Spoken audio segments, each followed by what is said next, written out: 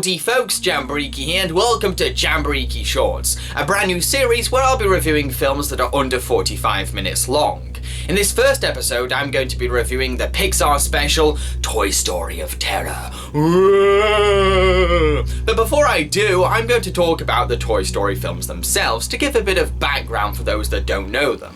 The Toy Story films are a series of animated movies that follow the adventures of a group of living, talking toys. These movies combine smart comedy, strong emotional drama, and existential philosophy to create fun, clever stories to entertain people of all ages. There's only 3 Toy Story movies right now, but a 4th movie is in the works and should be in cinemas June 2017. With all that being said, let's enter a world of terror.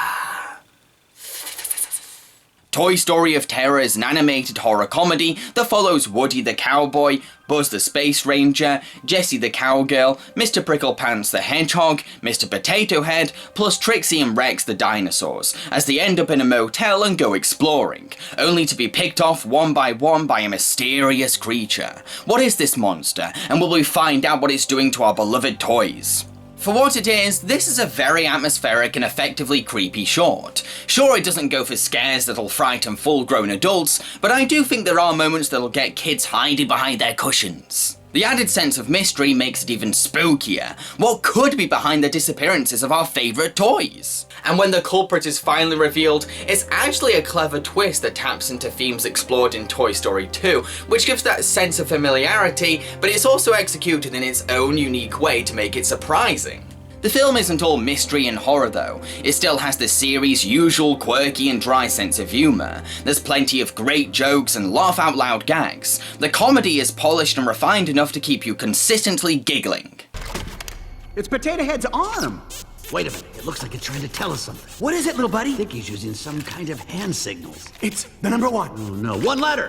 One syllable? Once upon a time. 1 plus 1 is 1. I think maybe it's pointing up.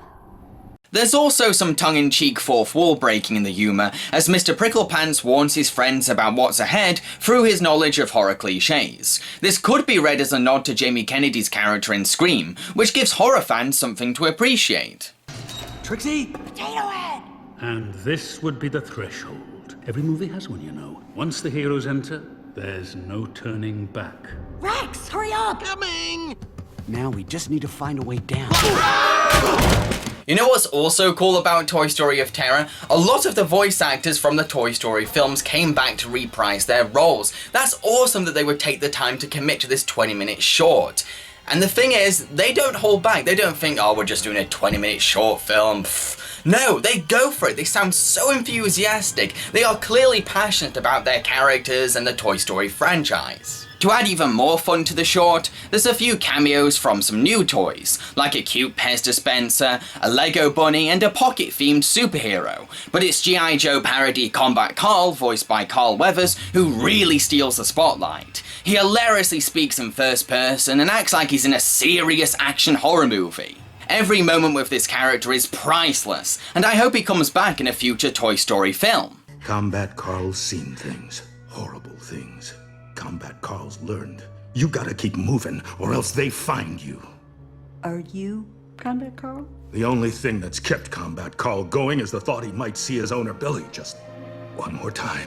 The animation is totally up to Pixar's high standards too. This special has the same quality, magic, and skill timing as any feature-length Pixar film. Heck, it's so good that you could mistake it for being a sequence from an actual Toy Story film. Now, the music for this movie wasn't composed by series regular Randy Newman. Instead, it was done by Michael Giacchino, who did music for such Pixar films as Inside Out, Ratatouille, and Up. Now, some of you are probably thinking, hang on, no Randy Newman! This isn't Toy Story! Hang on. This is Toy Story in a different direction. This is Toy Story trying something new, so a different composer makes sense.